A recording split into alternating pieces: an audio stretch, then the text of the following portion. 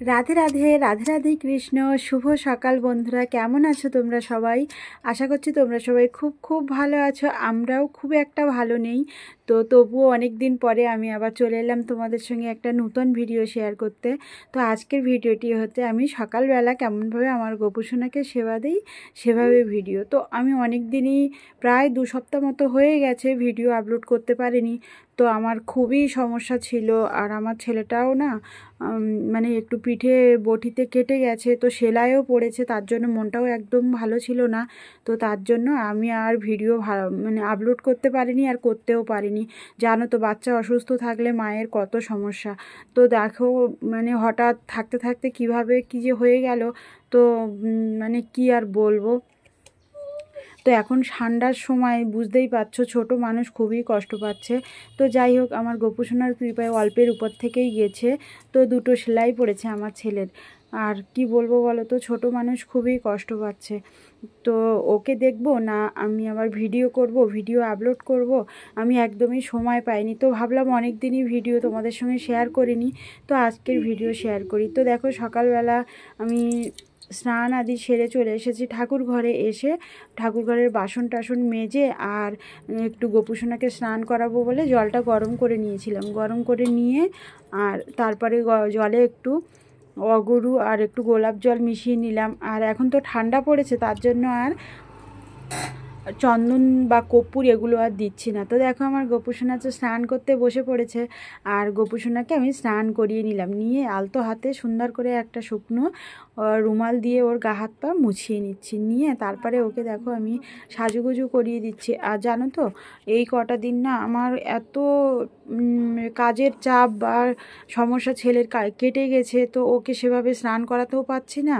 ওকে স্নান করাতে গেলে ওই কাটা জায়গায় তো জল লাগালে হবে না, তো সেলাই পড়েছে যেহেতু, তার জন্য ওকে স্নান করাতে অনেকটাই সময় লেগে যায়। আর তার উপরে আমি একা এক হাতে সমস্ত কাজ করে আমার গোপাল সোনাকে সেবা দেব, আবার ভিডিও করব, অনেকটাই সমস্যা হয়ে যাচ্ছিল। তো তার জন্য আমি এই কটা দিন আর ভিডিও করিনি, প্রায় 2 সপ্তাহ হয়ে গেছে ভিডিও আপলোড করিনি। তো ভাবলাম যে আজকের একটু, আমার ছেলেও একটু ভালো আছে অনেকটাই, আর আজকের একটু ভিডিওটা আপলোড করি। তো দেখো, আমার গোপাল সোনা স্নান হয়ে গেছে, আর তারপরে ওকে একটু সাজুগুজু করিয়ে দিচ্ছিলাম। তো অনেকটাই বেলা হয়ে গেছে, প্রায় 10টা, 10:30 বেজে গেছে। তো আজকে সকালের সেবাটা দিতেও আমার খুব দেরি হয়ে গেছে। তো ওকে তুলিয়ে রেখেছিলাম, বসিয়ে রেখেছিলাম, তারপরে সমস্ত কাজ করে এসে তারপরে আমি ওকে সকালের সেবাটা দিচ্ছি। তো দেখো, আমার গোপাল সোনাকে সুন্দর করে সাজিয়ে নিচ্ছি। তো এখন আর শীতের গরম পোশাক পরাবো না, তো একটু বেলা গেলে তখনই পরাবো। তো ওকে তার জন্য গরম জল করে স্নান করিয়ে নিলাম, নিয়ে আর ওকে সাজুগুজু করিয়ে এবার প্রসাদটা দেবো। তো আমার গোপাল সোনা সাজুগুজু হয়ে গেছে, আর এবার ওকে একটু সেন্ট মাখিয়ে দর্পণ দর্শন করিয়ে নেব। তো দেখো, আমার গোপাল সোনাকে সাজুগুজু করে কত মিষ্টি লাগছে। আর জানো তো, গোপাল সোনারও মনটা না ভালো নেই, তোমাদের সঙ্গে ভিডিও আপলোড করতে পারছি না। আমি ওকে দেখলে বুঝতে পারি, জানো তো, যে ও কিসে খুশি হয়। তো আমি এই যে ভিডিও করি, তো ভিডিও অনেকে মনে করে যে ভিডিও করে পুজো কেমনভাবে করে, তার জন্য লোককে দেখানোর জন্য ভিডিও করে, কিন্তু একদমই না। আমার এটা মন থেকে ভালো লাগে, তাই আমি ভিডিও করি বা ভিডিও করে তোমাদের সঙ্গে শেয়ার করি। তো অনেকে অনেক কিছু বলে, তো সে কথা বাদ দাও। তো দেখো, আমার গোপাল সোনাকে স্নান করানো হয়ে গেছে, আর তারপরে আমি চন্দন বেটে নিচ্ছিলাম। নিয়ে আর আজকে জানো তো, গাছে একদমই ফুল হয়নি। আর আমি বললাম না, আমার ছেলে অসুস্থ, ওকে রেখেও আমি বাজারে যেতে পারিনি, আর ফুলও আনতে পারিনি। তো ফুল ফোটেনি গাছে, একটাই মাত্র টগর ফুল ফুটেছে। তো সেটাই আমি আমার গোপাল সোনাকে মানে গোপাল সোনার চরণে দিয়ে দিলাম।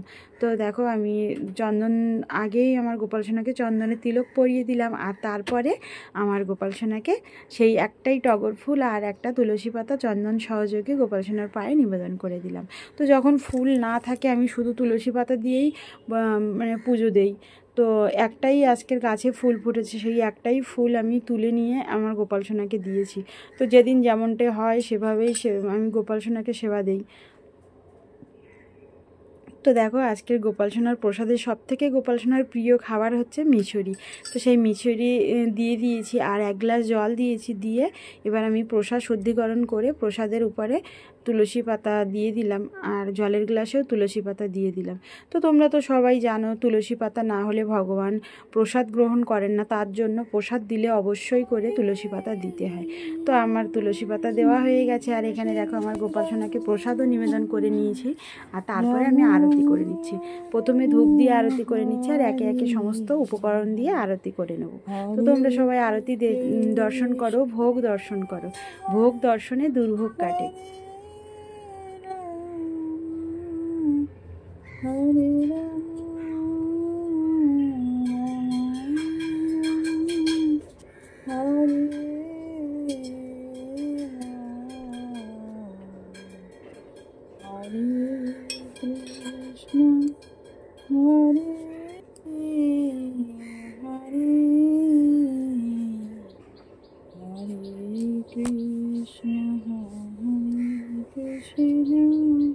কৃষ্ণ কৃষ্ণ।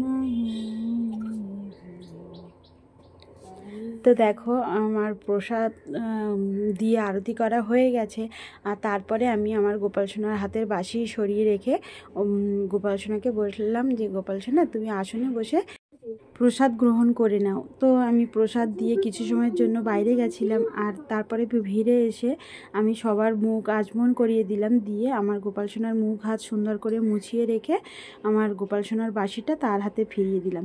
তো এভাবেই আমি আজকে সকালের পুজোটা কমপ্লিট করলাম। তো কেমন লাগলো তোমাদের ভিডিওটি অবশ্যই কমেন্ট করে জানিও, আর আবার দেখা হচ্ছে অন্য কোনো নতুন ভিডিওতে। ততদিন তোমরা সুস্থ থাকো, ভালো থাকো, খুব খুব হাসি খুশিতে থাকো। রাধে রাধে, হরে কৃষ্ণ, হরি বল।